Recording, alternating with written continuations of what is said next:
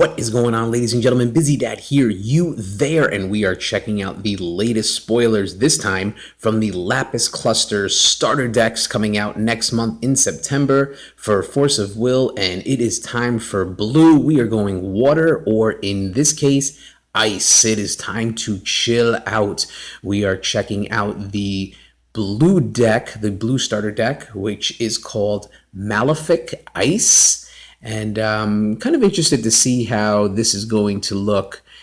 The first starter deck, which was light, was really good, and then green came out, and I wasn't too crazy about it. I know the comments told otherwise. They liked it, and some of my friends, people at my local, they liked it too. So maybe it's just me, and maybe I just have to dig into the cards once they come out, but that was green, and now we move on to blue. The Frozen Casket spoilers for blue were really good, and we'll see if it carries on here to the starter deck. So we're going to take a look at our ruler, and it is Mercurius, the Wizard of the Water Star, a 7 Luminaries Mage ruler with a judgment of 3, 2 blue and 1 of any. She gets the Energize and the full text as the game starts. If you are not the player going first, you get a will coin that says banish the coin and produce 1 blue will at any time in the game. And here's something familiar, the Mana 2 ability. As the game starts, put 2 mana counters on this card. So we saw this not too long ago, in fact, the last batch of spoilers with Mars, the red ruler, who is also a 7 Luminaries Mage. We're seeing the same thing here with Mercurius, and who knows if I could be saying that wrong.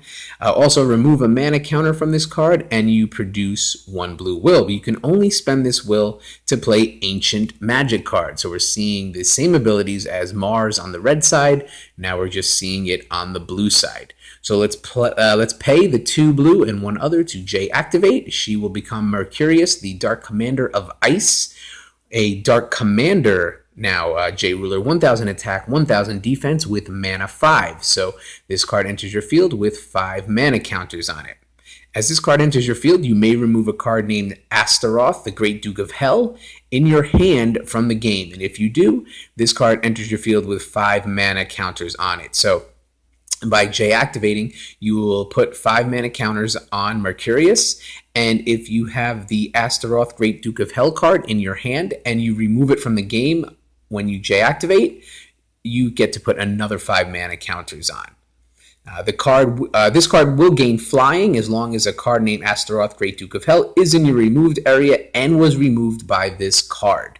So basically it's just saying if the Astaroth was removed any other way, it's not going to work. It needs to be in the removed area and had to have been removed when you did Judgment and flipped Mercurius over. You also remove a mana counter from this card, just like the front, and produces 1 blue will to spend on Ancient Magic cards only. So basically just almost a carbon copy of Mars, just on the water side. And the fact that by removing Astaroth from your hand, from the game, to make her 1,000 with flying is just really strong, and almost just seems like a must to have Astaroth in your hand when you flip Mercurius over, because why would you J activate and not remove him from the game to give her flying? It seems like an automatic. But I liked the abilities on Mars, and I like it on her too. So let's see her support. Here is Astaroth, the Great Duke of Hell. I like the artwork. It almost reminds me of a fire dragon, but he is blue. 2 blue, a 7 Luminaries Demon Resonator, probably why he looks that way, 500 with flying. And when this card enters your field, if your J Ruler is Mercurius, Wizard of the Water Star, or Mercurius, Dark Commander of Ice, draw a card. So that's good. Blue is always famous for drawing cards, and they're carrying it on here. And for 2 blue, return this card to its owner's hand. So we get a little bit of a twist. In the Mars spoilers, we saw that his little buddy was Namblot, and whenever Namblot comes out, it goes right back to the hand at the end of the turn. Here you have to pay the 2 blue to return this card to its owner's hand. So I like that little twist. When you're getting ready to J activate, you will pay the 2 blue. If you don't have them, put Astaroth back in your hand. So when you do Judgment and flip over, you can remove him from the game.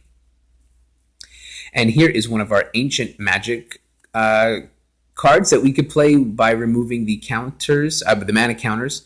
It is Malefic Ice Wall, a 1-drop quick cast chant, so you can do this at any time. Target J Resonator gains minus 1,000 attack until end of turn. This is really good, and I love the fact that it's an instant because you can really just throw it out there at any time. Defensively, of course, your opponent swings at you with the big Resonator or their J Ruler, and you throw this out there, and they're going to just lose 1,000 attack until the end of the turn. It's a really good way to just totally bounce the hit off. And even on the offensive side, if you play a card that forces combat between you and another Resonator that your opponent controls, you could throw this out there too and knock theirs down minus 1,000 so you don't take any damage. So really good card. Here's another Ancient Magic. Mercurius is Icy Spear, a 3-drop chant. So you can only do this on your turn. And it says return target Resonator to its owner's hand and rest target Resonator. So this is a really strong card.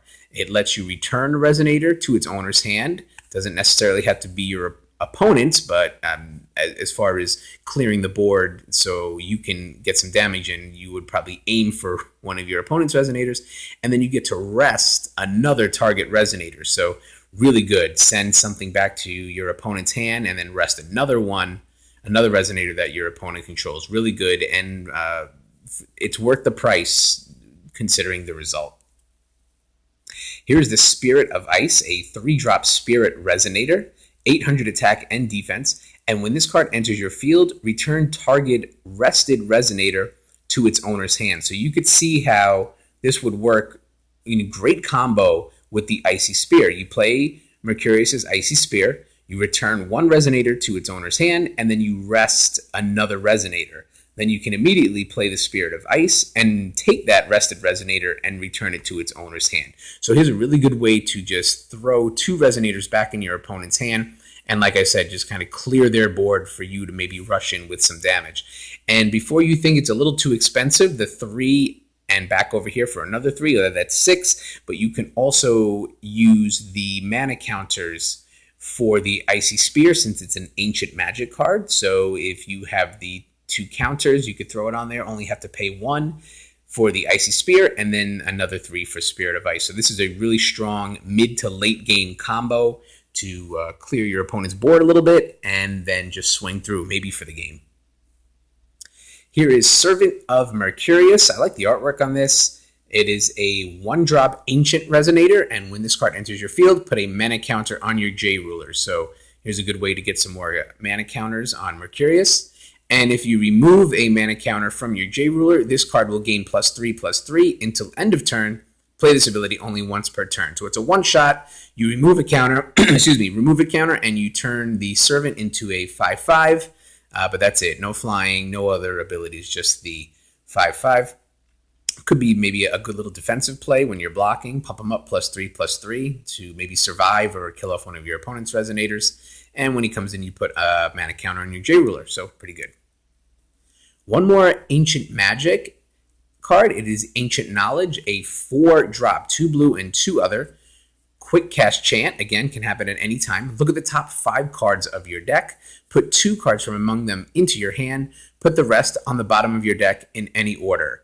I love this card. I really do.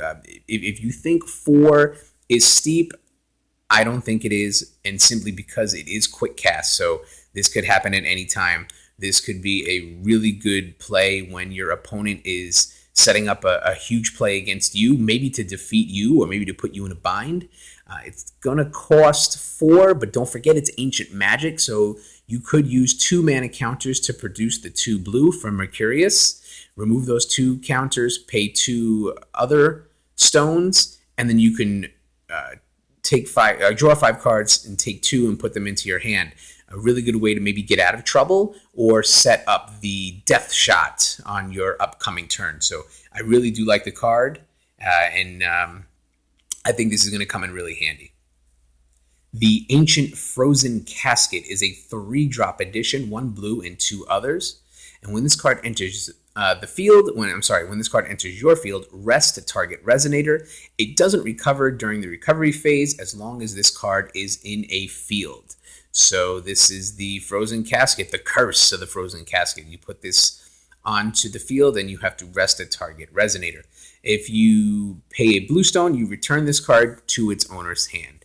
So I do like that. That is a really crucial part of this card. So you play the Frozen Casket. It's an addition. It goes into your field. You rest one of your opponent's Resonators. That Resonator can't recover as long as the Frozen Casket's on the field. So if that Resonator dies or is removed or whatever happens, if that Resonator now is removed from the field, this card, the Frozen Casket Edition, will stay on the field and not really do anything else. However, you pay the blue and you get to put it back into your hand, return it to its owner's hand, where it can come right back out that turn if you have the stones, or maybe your next turn, and you rest another target Resonator and the cycle starts all over. So I like the card, definitely with the escape clause by paying that blue and bringing it back to your hand makes it nice. Here's the Ice Dragon of Altea, a 12/12 flyer that is 9 drop 2 blue and 7 of other to play. But you may pay 1 less to play this card for each card in your hand. So being that blue is a draw heavy color, there are a lot of cards in blue that make you draw cards. You want to build your hand up and then get this out for as cheap as possible. 12/12 flyer, definitely strong, and really good artwork on this card as well while we're talking about it. But I like this card. I like the mechanic of paying 1 less for each card in your hand. And if you're playing blue, which is you can build your deck creatively to make sure you're always drawing. Here's the Keeper of the Frozen Casket. I like the artwork. Looks cool. A 1-drop Ancient Automaton Resonator, 300 attack, 500 defense. It says additions you control gain barrier, and cards you control with barrier cannot be targeted by spells or ability your opponent controls. So this card is perfectly named because if he's out on the field while you have the Frozen Casket edition, that edition now gains barrier and cannot be targeted by spells or abilities your opponent controls. It basically makes the Frozen Casket almost indestructible and just permanently on the field. So it's a great combo to have him rest, put out the Frozen Casket, rest one of your opponent's Resonators, throw him on the field, try to keep him alive, and that Frozen Casket will have barrier the entire time. We have the Messenger of Altea, is a 2-drop, 1 blue, 1 other, Ancient Resonator, 500 attack, 700 defense, and nothing else. Just a plain old Resonator. 700 defense is pretty good for a 2-drop. Should be able to take some hits. And really, that's just it. Maybe there's other cards to pump her up, or maybe you can use her for something else down the road. And finally, a look at the Water Magic Stone, and I really like it. It looks cool, and we're seeing this kind of theme. We saw this with the Dark Magic Stone in BFA, and I know we had a Fire Stone that kind of looked like this too. So I hope they keep making the stones with this kind of art, and it definitely was cool. I like this one. So guys, that is it. The spoilers for the blue starter deck. I like it. Blue is one of the colors I play the least, but between the Frozen Casket spoilers and the starter deck spoilers, I think it's definitely worth a look, and I'm looking forward to trying out a little more blue. So do you like it? Do you hate it? Drop some comments below. Let me know what you guys think. And as usual, the sharing, the liking, the subscribing, keep it coming. Definitely appreciate everyone checking out my videos and commenting and all that. So guys, as usual, thanks for a few minutes, and I'll talk to you soon. Bye.